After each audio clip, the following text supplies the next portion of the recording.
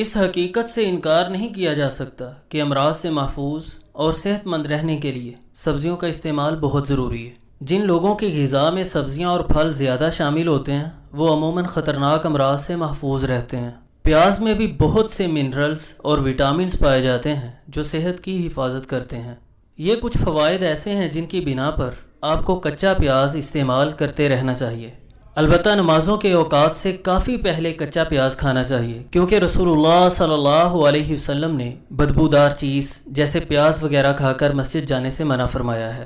بات کریں اس کے فوائد کی تو یہ دل کی صحت کو بہتر کرتا ہے، کیونکہ اس سے برے کولیسٹرول کی مقدار کم ہوتی ہے اور خون کا گاڑھا پن ختم ہوتا ہے، لہذا پیاز کھانے سے ہارٹ اٹیک کا خطرہ بہت کم ہو جاتا ہے اور اعضاء کے سن رہنے کی شکایت بھی دور ہو جاتی ہے۔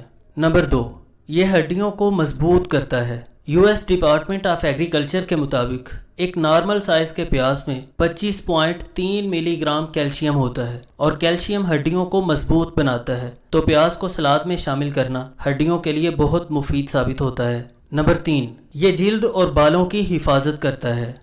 پیاز میں موجود وٹامن اے، سی اور کے جلد کے نکھار اور بالوں کی چمک کو برقرار رکھتے ہیں۔ نمبر 4، یہ نظام انہضام کو ٹھیک رکھتا ہے۔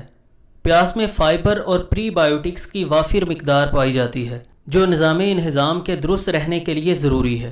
یہ پری بائیوٹکس مفید بیکٹیریا کی تعداد بڑھاتے ہیں، قوت مدافعت کو مضبوط کرتے ہیں اور غذائی اجزاء کو بدن میں جذب کرنے میں معاون بنتے ہیں۔ نمبر 5، یہ مادہ منویہ کی پیدائش کو بڑھاتا ہے، قوت باء کو بہتر کرتا ہے اور جماع کی خواہش پیدا کرتا ہے، لیکن چونکہ اس کا مزاج گرم خشک ہے، اگرچہ بعض نے اسے گرم تر بھی کہا ہے، تو گرم مزاج ہونے کے باعث یہ سرد مزاج اشخاص کو زیادہ فائدہ پہنچاتا ہے۔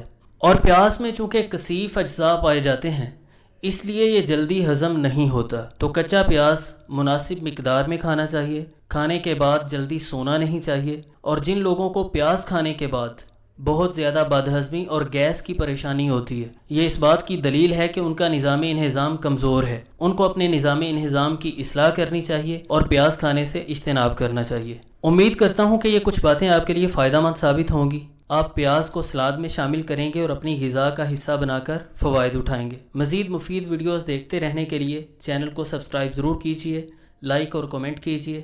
ملتے ہیں نیکسٹ ویڈیو میں۔ اللہ حافظ۔